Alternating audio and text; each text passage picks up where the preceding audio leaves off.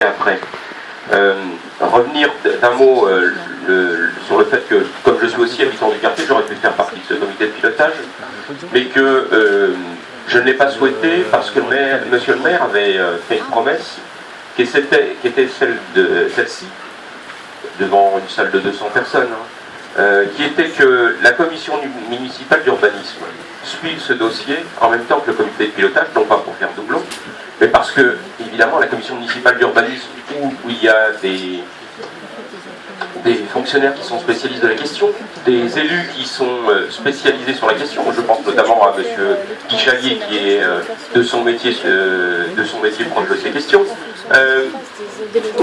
Bien, je dois le dire, hein, on arrive aujourd'hui effectivement au bout du processus.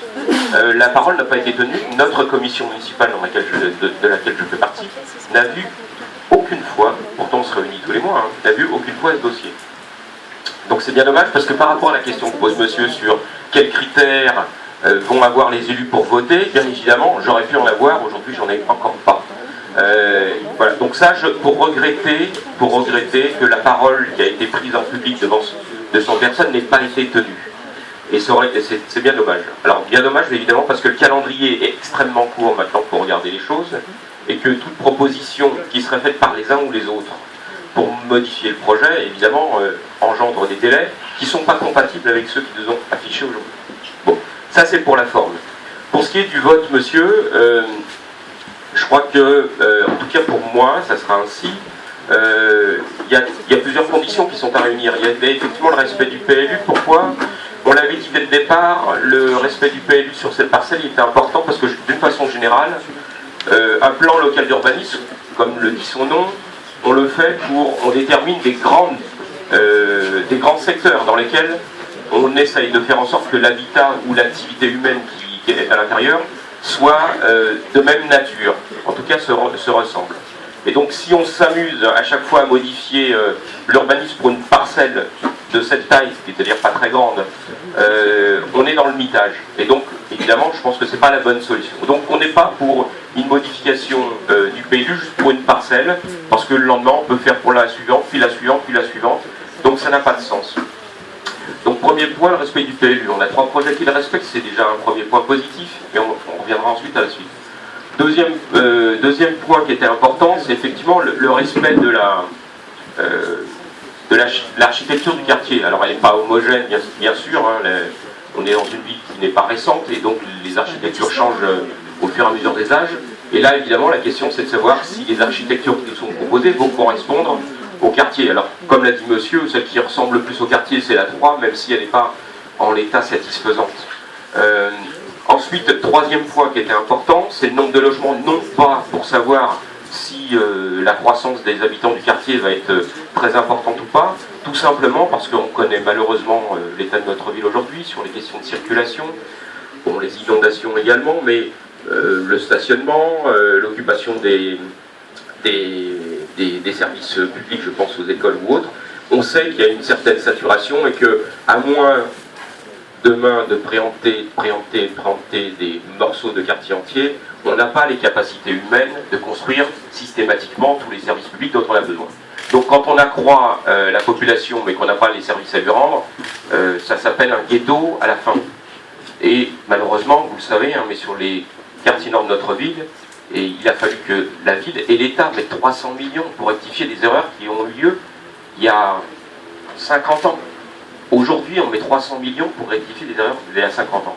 C'est pour ça qu'en termes d'urbanisme, il faut qu'on soit très prudent sur ce qu'on fait, parce que ce qu'on fait là, les élus qui sont là, dans 20 ans, ils ne seront plus au conseil municipal. Hein. Donc reviendra à d'autres la charge de rectifier si on fait une erreur. Donc il faut faire très attention à cela.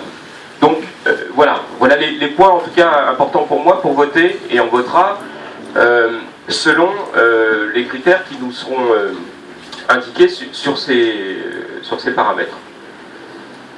Pour ce qui est de la procédure, c'est clair qu'il y a des choses qui me paraissent floues.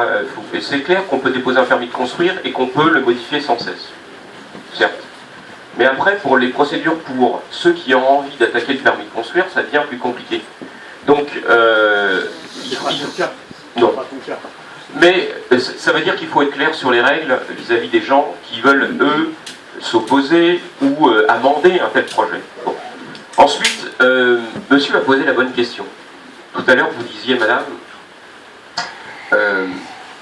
si on respecte simplement le PLU avec la bande des 15 mètres, résultat 1.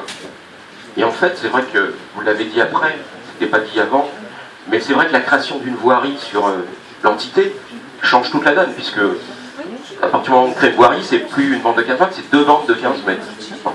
Et donc c'est ça qui permet de présenter une solution désagréable, et c'est ça qui permet de présenter une solution agréable. Bon, voilà. C'est pas une critique, hein. Voilà. Mais c'est la conséquence. Alors, le comité de pilotage, j'espère, et vous allez nous dire quel calendrier il va avoir pour amender ce projet et pour faire des propositions, je pense, architecturales. Ah, mais moi je pense que c'est pas fini, puisque j'ai entendu tout à l'heure que le projet pouvait être amendé. Donc j'ai compris que c'était pas fini. Voilà. Mais rien n'est jamais fini. Hein. Voilà. Donc, s'il vous plaît, donc moi ce qui m'intéresse c'est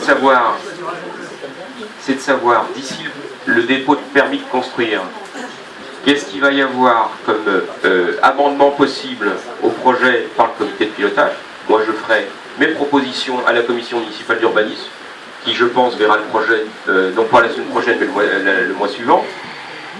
Deuxièmement, ce qui m'importe aussi de savoir, c'est, par rapport à ce qu'a dit monsieur, qui est une très très bonne idée, et je vais en terminer par là, qui est une très très bonne idée, c'est, on a là une solution qui est plus esthétique, même si, encore une fois, il y a des gens qui ne vont pas l'apprécier, et donc elle pourrait être amendée. Hein, peut-être que le type de toiture ne convient pas, ou le type de façade ne convient pas, etc.